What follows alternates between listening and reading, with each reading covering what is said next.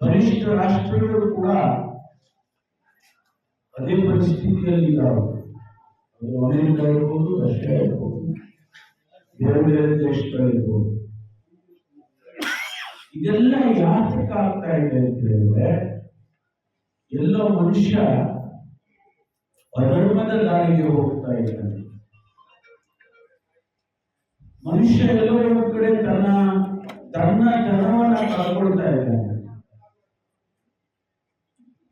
ಗೊತ್ತಿಲ್ಲದೆ ಮನುಷ್ಯ ಕುಲವನ್ನ ನಾಶನ ಮಾಡ್ತೀವಿ ಅನ್ನುವಂತ ಅಂಚಿಗೆ ಹೋಗ್ತಿದ್ದಾರೆ. ಇದು ಆಗಬಾರದು. ಒಂದು ವೇಳೆ ಆಗಿದ್ದೇ ಆದ್ರೆ ಕಲಿಯುಗ ಅಂತ್ಯ ಆಗುತ್ತೆ ಅಂತ ಹೇಳಿ ಓದಿದ್ದಾರೆ. ಈಗಾಗಲೇ ಕಲಿಯುಗ ಬಹುಶಃ ಮುಗಿದೋಗಿರ್ಬೇಕು ಇಲ್ವಾ?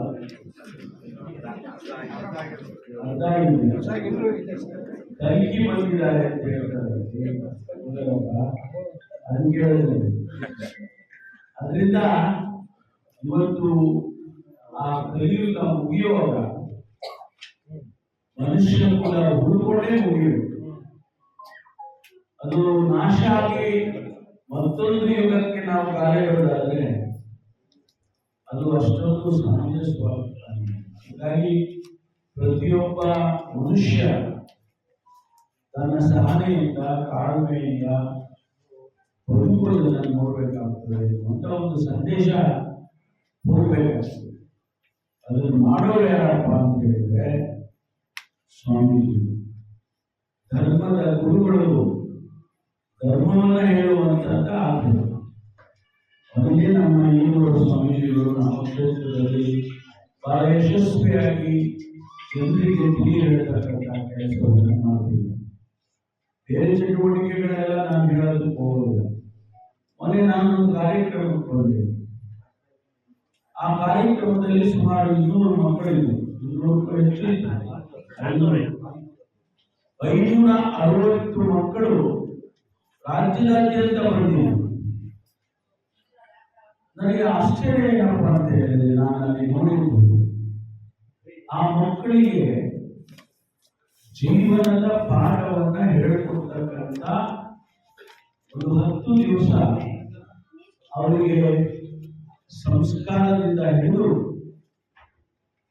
ಯಾವ ರೀತಿ ಮನುಷ್ಯ ಬದುಕಬೇಕು ಅನ್ನುವುದರವರೆಗೆ ಆ ಮಕ್ಕಳಿಗೆ ಪಾಠ ಹೇಳಬಹುದಾದಂಥದ್ದನ್ನು ನಾನು ನೋಡಿ. ಬಹುಶಃ ಅದರಲ್ಲಿ 50 ಭಾಗ ಅವರು ಅನುಕರಣೆ ಮಾಡಿದ್ರೆ ಸಾಕು, 100 ಬೇಡ. 50 ಭಾಗ ಆ ಮಕ್ಕಳು ಅವರಿದ್ರೆ ಅವರು ಸತ್ಪ್ರಜೆಗಳಾಗ್ತಾರೆ ಎನ್ನುವಂಥದ್ದು.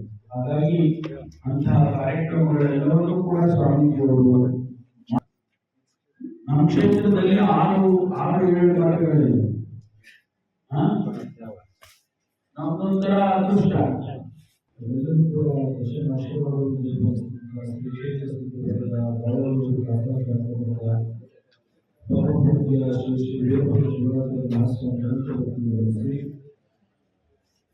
ಈ ಪವಿತ್ರ ಕಾರ್ಯಕ್ರಮಗಳು ಇವತ್ತು ಶ್ರೀರಾಮಪುರದ ಮಠದ ಸ್ಥಾಪನೆ ಮತ್ತು ಸರ್ವಾಂಗೀಣ ಅಭಿವೃದ್ಧಿಗೆ ದೇವಾಲಯಗಳು ಹೇಗೆ ಕೆಲಸಗಳನ್ನು ಮಾಡಿದ್ರು, ಅದೇ ರೀತಿ ಈ ಕ್ಷೇತ್ರದ ಜನಪ್ರಿಯ ಶಾಸಕರು, ಮಾಜಿ ಉಪಮುಖ್ಯಮಂತ್ರಿಗಳು, ಕರ್ನಾಟಕ ಸರ್ಕಾರದ ಗೃಹ ಮಂತ್ರಿಗಳಾದ ಡಿ. ಪರಮೇಶ್ವರ್ ಅವರು ಪ್ರತಿಯೊಂದು ಶ್ರೀಮಠ ಎಲ್ಲ ಹೇಳಿಕೆಗಳನ್ನು ಕೂಡ ಬೇರೆದಾಗಿ ಕಾರ್ಯವನ್ನು ಮಾಡ್ತಾ ಇದ್ದಾರೆ.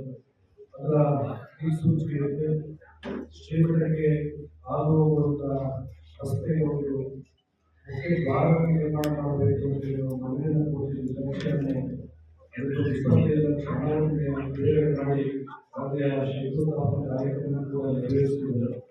ಜೊತೆಗೆ ಭಾರತದಲ್ಲಿ ಬೆಳ್ಳಂಬಳ ಮಂಡೋಳಿ ಅದನ್ನು ಕೂಡ ಮನವಿಯನ್ನು ಮಾಡಿಕೊಂಡು ಸುಮಾರು 100 ಕೋಟಿ ರೂಪಾಯಿ ವೆಚ್ಚದ ಒಂದು ರಸ್ತೆ ಕಾಮಗಾರಿ ಉದ್ಘಾಟನೆಯನ್ನು ಕೂಡ ಮಾಡಿ ಈ ಕಾರ್ಯಕ್ರಮದ ಉದ್ಘಾಟನೆಯನ್ನು ಕೂಡ ಮಾಡಿ ವೇದಿಕೆಯಲ್ಲಿರುವಂತಹ ಮಾಜಿ ಜಿಲ್ಲಾ ಪಂಚಾಯತ್ನ ಮುಖ್ಯ ಕಾರ್ಯನಿರ್ವಹಣಾಧಿಕಾರಿಗಳ ಇಷ್ಟು ಅವಶ್ಯಕತೆ ಇದೆ. ಆ ಧರ್ಮವನ್ನು ನಡೆಸಲಿಕ್ಕೆ ಮನದ ಮಠದ ಪೂಜಾ ಒಂದು ಮಹಾಭಾರಿ ಹಲವಾರು ಮಾಡ್ತಾ ಇದೆ.